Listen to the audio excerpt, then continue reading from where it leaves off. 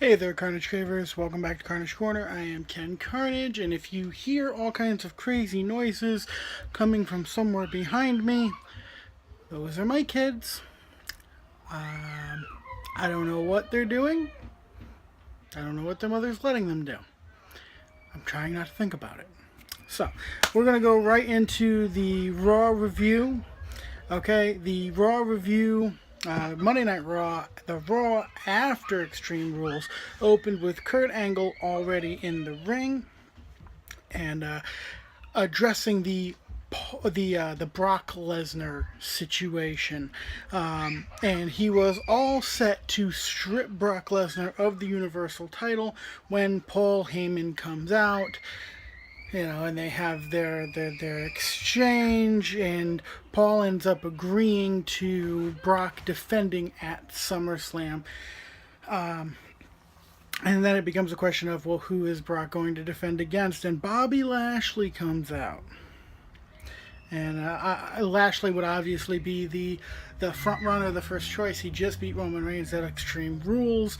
It just makes sense that it would be Bobby. But of course, like often happens in the WWE, that which makes sense is not necessarily that which they will do. So, Lashley's out there, he's talking. Drew McIntyre comes out. Now, Drew is another interesting choice, but Drew's not the one that most wrestling fans want to see take on Brock. Most wrestling fans want to see Lashley versus Lesnar. We've wanted to see it since, I don't know, 2005 or some shit like that. Like, we have wanted to see this for a long time. When Drew McIntyre comes out, states his case. Seth Rollins comes out to state his case, which makes no sense because Seth just lost an Intercontinental Championship match the night before. You don't lose, you don't lose a match for the Intercontinental title the night before and then automatically think you're going to get a match for a World Championship. It doesn't work that way. There's no logic in that. You couldn't beat Dolph Ziggler, but we expect you to beat. But you think you're gonna beat Brock Lesnar? Come on now. Elias comes out. Now Elias, I like Elias. But Elias hasn't really done anything to prove that he would deserve a Universal title match. So, that being said, do I think Elias will one day be a champion? Yeah, absolutely. Elias will one day be a champion. I'm just not sure he's there yet. Finn Balor comes out, which is the most laughable thing in the world, saying he wants to face Brock Lesnar. They want to get this title off of Brock Lesnar. They don't want to, give him a layup that he can fucking knock out of the park. And yes, I realize I just crossed basketball and baseball, but I don't know. It sounded good to me. And then last, but certainly least, Roman Reigns comes out and says that all he wants to do is fight. They're going, God, they're trying so hard to make people like him. The only people who like Roman Reigns are the people who want to sleep with Roman Reigns. That's it. Women, okay, some little kids, they don't want to sleep with him, but he's got like that bullshit superhero thing going on. But, the male demographic from, let's say, 17 to 40 doesn't like Roman Reigns. Probably because we don't believe him. I mean, I'm sorry. I don't buy Roman as a tough guy. I never have. I mean, when he was with the Shield, at least there was 3 of them. So you could understand where they might get the upper hand on people like Undertaker or CM Punk or but all by himself. They had that pack mentality. All by himself, I've never bought Roman Reigns as a tough guy, as the guy, as anything other than Vince McMahon's personal sperm receptacle, and.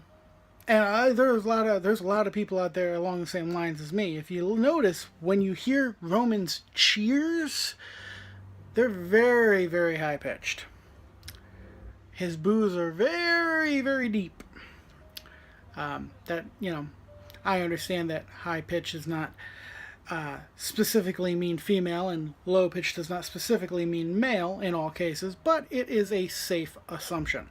That being said, I'm not going to spend too much time talking about Roman. What ends up happening is Kurt makes 2 matches. He makes 2 triple threat matches. The winner of each of those triple threat matches to meet on Raw next week to decide who will be the #1 contender. The first match that he makes is Roman versus Finn Balor versus Drew McIntyre. And then the other match, of course, is Seth, Elias, and Bobby Lashley. So, that being said, they went immediately to break. They come back. Kurt Angle is backstage with Baron Corbin, all pissed off because he doesn't like what Kurt did, and he didn't like that he wasn't put in one of those matches, and this, that, and the third. We then go right into the Finn versus Drew versus Roman match. I mean, the match was pretty good. I mean, triple threat matches can either be, exciting, and in some cases they can be a real cluster.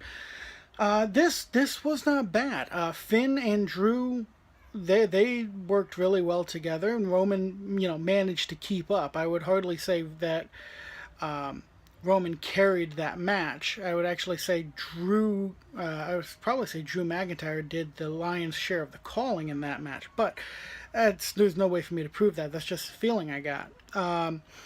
Make a long story short, Roman Reigns won that match, which, I mean, I probably would have preferred Drew McIntyre to win, but here's the thing.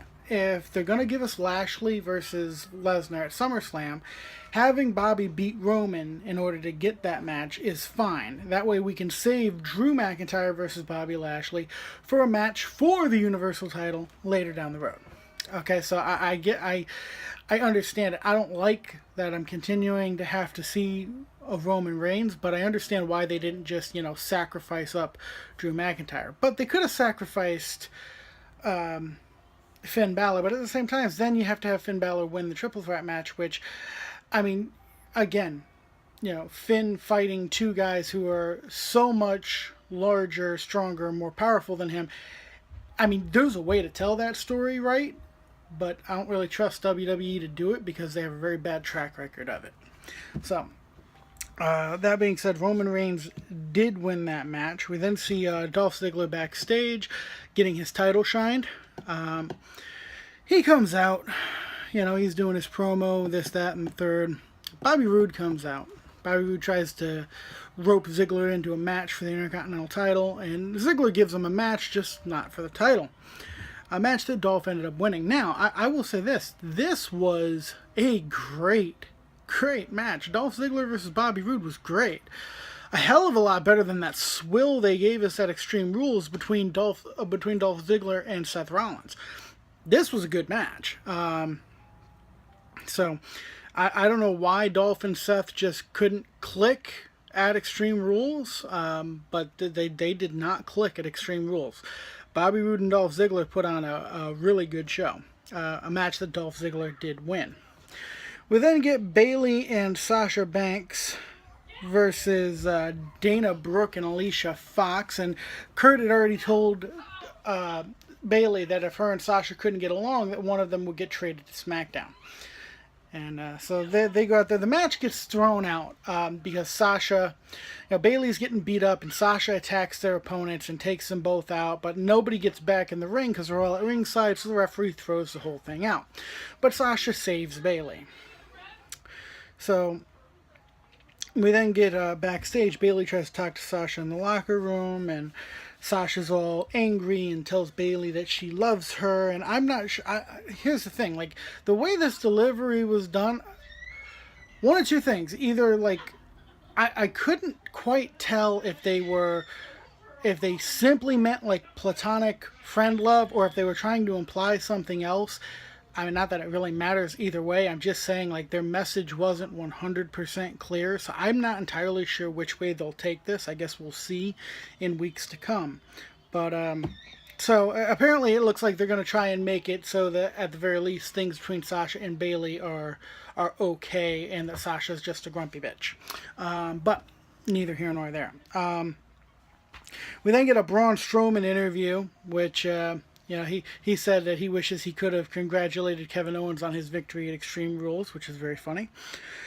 Going back to the ring, Mickie James and Alexa Bliss come out. Of course, Alexa's got to cut her promo, gloating over her title win, as she should. Ronda comes down from the crowd. Now, Ronda's not supposed to be there. Ronda's still suspended. Ronda comes down from the crowd, tries to attack Alexa, gets her hands on Mickie. At one point, does get her hands briefly on Alexa, but Alexa manages to get away. Kurt comes out to put a stop to the whole thing. He's telling Ronda, "You're still suspended. You need to go home." Baron Corbin comes out and wants to get a much steeper penalty, so Kurt decides to tack another week onto Ronda's suspension, which all of this is simply about keeping Ronda away to make us want to see her. Also about keeping Ronda away so she can work on getting better. Because everybody will agree that Ronda needs some polishing as a professional wrestler. Obviously Ronda's a great fighter. Obviously, if this was actual combat sports, she'd be fucking everybody up and putting on great performances. And she's doing great. Don't get me wrong. She's doing great for somebody who is so new to the business. She's taking to it quickly. The only person who ever took to it quicker was Kurt Angle. She's taking to it quickly. But she still needs a little polishing. But Kurt did tell her that she would have a women's championship match against Alexa Bliss at SummerSlam. I'm pretty sure that Ronda will win that championship at SummerSlam, and I'm fine with that. I don't necessarily have a big problem with that. Some people might say it's too soon, but then again, if you wait too long, she's not doesn't have the aura of being Ronda Rousey anymore. She's just another competitor. So,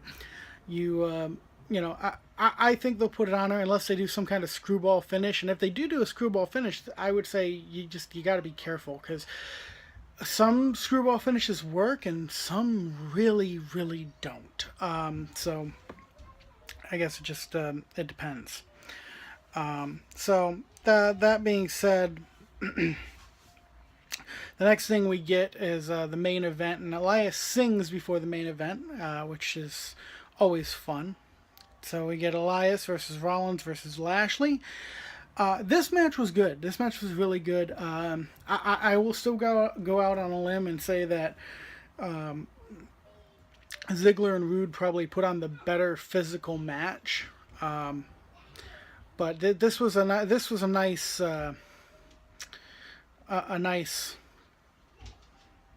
tripling. I guess that's how you would say that. It's not coupling, because it's more than two people. But this is a good setup with the triple threat match: Elias, Rollins, and Lashley. Pretty sure they really emphasized the problem that Elias has a problem with Seth. So I think from here they're going to move into Seth working with Elias. I think that'll be Seth's next feud, which will make sense. And Lashley won that match, pinning Elias.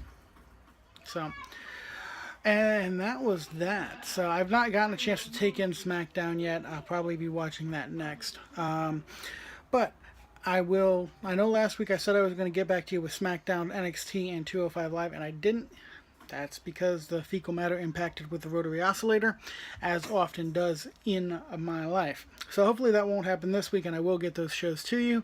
But you can trust assured that no matter what, no matter when you hear from me, you should always be ready, because Carnage is right around the corner.